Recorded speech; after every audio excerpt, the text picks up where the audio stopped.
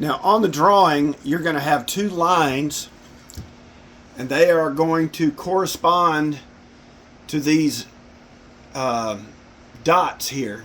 There's one here and one here. So there'll be a line, and what you'll need to do before you remove the pattern is take an awl or a nail and mark those spots, because that's going to be the corners where we're going to glue the supports for the front piece on. There's just 4 parts to this, and it's really simple. No nails, just glue.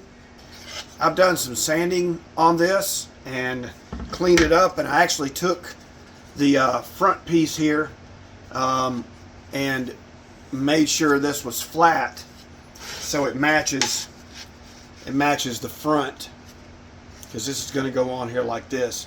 Of course, it's going to be spaced out. Now, let me explain something about these spacers. If you want it really thin, just make this a lot narrower, and then that way this piece won't stick out so far. It'll be a little bit thinner. This block is 2 3/4 this way and 1 3/4 this way, and it's about 5/8 of an inch thick. And let me just say something about the front here. This is just plain. You could do any kind of scroll work, fret work you want on the front of this. Any kind of slogan, I love coffee, etc. To make it simple, I just have this plain. So that's going to be left up to you. All you got to do is add that into the pattern. So there's an idea. You could add something on the front of this. Okay, all we're going to do is glue these blocks to the backer first, and I'm just using regular Type Bond 2 glue. We're going to put a little bit on there, and again we're going to line up the inside of the block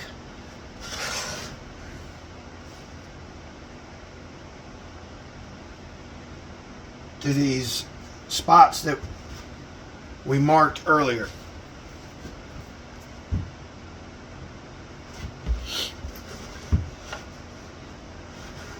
Two dots are here, and I'm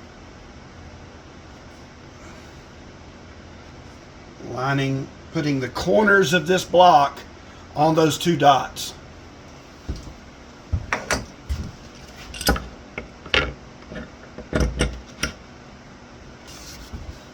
So we'll let this dry for a little bit and come back and then glue on the front. Alright, I've removed the clamps. These have dried for a little bit. We're just going to add some glue to the top of the blocks. Place this in close proximity of where it needs to be. Now, if you're going to sit this on the counter, the bottoms of the front and the rear need to be pretty close, so that looks lined up there. Then I'm just going to clamp everything together.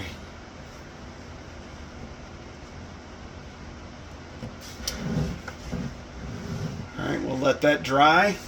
I've got some squeeze out inside I've got to clean up. And just like that, we've created a storage solution for our crazy shaped coffee filters. I appreciate you spending some time in my shop with me today on Scrolling Through Monday, episode number 11.